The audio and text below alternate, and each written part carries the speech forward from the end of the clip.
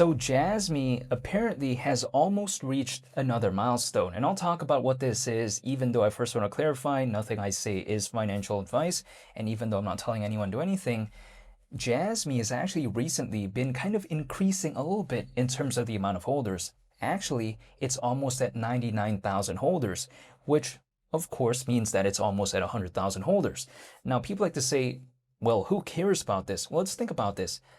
If Jasmy could actually reach 100,000 holders, that would be such a big psychological barrier, in which case I think could maybe hypothetically change the sentiment when it comes to Jasmy, despite being still not doing the best in terms of the price charts. But even besides that, again, we've seen a project like Zebic, for instance, a project that's really focused on global trade and finance, that recently reached 100,000 holders, and then very quickly we saw it go to 101,000 holders.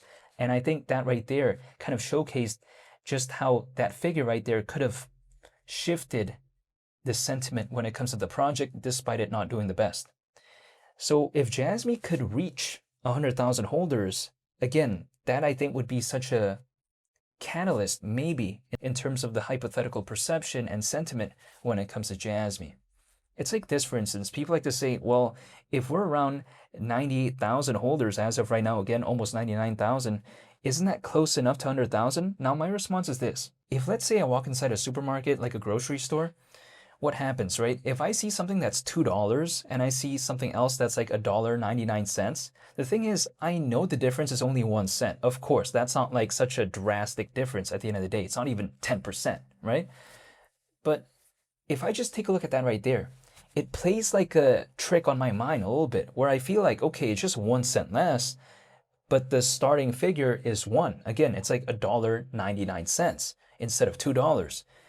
The thing is this, there's sometimes really no point in making it any lower than that, because it already gives me the perception that it's kind of basically $1 and something, right? Whereas if it's like at $2, it just feels more expensive suddenly, even though it's just a 1 cent difference from $1.99. Now, if the product was like $1.97, I still wouldn't really view it any different than if it was $1.99. So why even reduce it by 2 cents? But even besides that point, that right there, I think kind of showcases to me that, okay, sure, almost 99,000 holders is close enough to 100,000, but it isn't 100,000 though, right? If let's say it could reach 100,000 holders, which, we're seeing a slight increase as of late when it comes to the amount of holders, when it comes to Jasmy.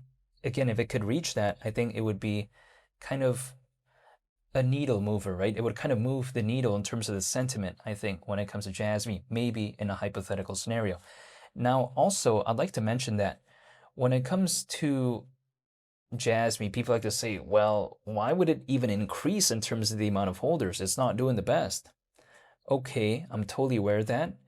But at the same time, we have to consider the slight increase, I think, when it comes to the amount of holders of Jasmy as of late, I think is an indicator that some people out there may be looking more so at the fundamentals when it comes to Jasmy. Because we have to think about it. I mean, it's not like Jasmy's completely cooked. It's still primarily focused on data storage, in my opinion. We also take a look at Junction, which is a layer 2, and it's this incubation project under Jasmy that's focused on AI.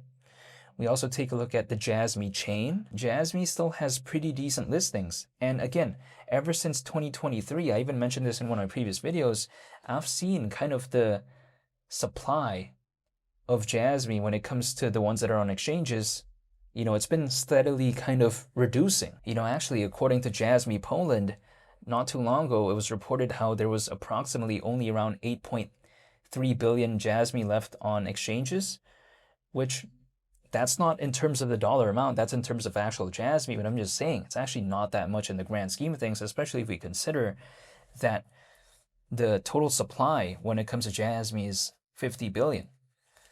But even besides that point, I think what that may indicate is that, again, despite Jasmy not doing the best, I feel like some people out there are still caring about it, fundamentally speaking. And again, like I mentioned in one of my previous videos, if literally the supply on exchanges are lower, what would happen if, let's say, the market sentiment were to return and maybe demand increases and yet supply is low? sometimes we see it kind of do these hypothetical positive movements when it comes to the charts. In some cases, if that is the case, right? Again, if demand is high, yet supply is low. But we'll wait and see. Now, when I take a look at Jasmy overall, people like to tell me, well, like, who cares about this? But personally, the reason why I still care is because at this point, I'm not looking for the next best project of all time. Again, I'm not looking for the next best microcap. That's not my style. For one microcap that makes it, keep in mind, if one does, we see people talking about it, praising it, right? They say, wow, it's so fantastic and all this, but they don't talk about the 5 or 10,000 others that didn't really do anything. So I'm not in that kind of mindset where I want to find the next big microcap. That's not my style. That's not what I want to look for. Personally, what I want to do is focus on the projects that I'm focused on. I want to focus on the ones that I've actually done research on, the ones that I actually understand. That's what I want to do. Other projects, they can do whatever. They could do this movement or whatever movement, but it doesn't affect my conviction for the projects that I'm a fan of. It's like, for instance, if I'm a tennis player, if I'm an athlete, let's say, which I'm not, but I'm saying in a pure hypothetical, if let's say I watch like the World Series, am I suddenly going to be like, oh yeah, I'm going to retire from tennis and focus on the World Series and focus on baseball? No, that doesn't make any sense to me because I'd rather just focus on my lane, right? Focus on what I'm already good at and just focus on the things that I've actually, studied for quite a while. That's what I'd rather do in that specific scenario if I'm a tennis player. But I'm just saying, kind of the same principle I think applies to me here, where I don't want to chase. I'd rather just focus on the projects that I'm a fan of and just wait, because we've seen in the past, this market, sometimes it can lag behind, especially when compared to sometimes in the case of stocks. So I'm not necessarily concerned. If I'm going to have to wait, I'll wait. That's my mindset. As long as I don't chase, I don't mind waiting. That's it. I don't want to chase trends. I'd rather wait. Let me just use this analogy. Like, let's say I'm trying to surf in the ocean, which I'm clearly not a surfer, so nothing I say is surfing advice or surf advice or whatever I even would like to call that. But even besides that, I'm just going to use this hypothetical example. It's like, for instance, let's say I'm surfing in the ocean. I feel like logically for me, it'd be better if I'm anticipating a wave as opposed to trying to chase it.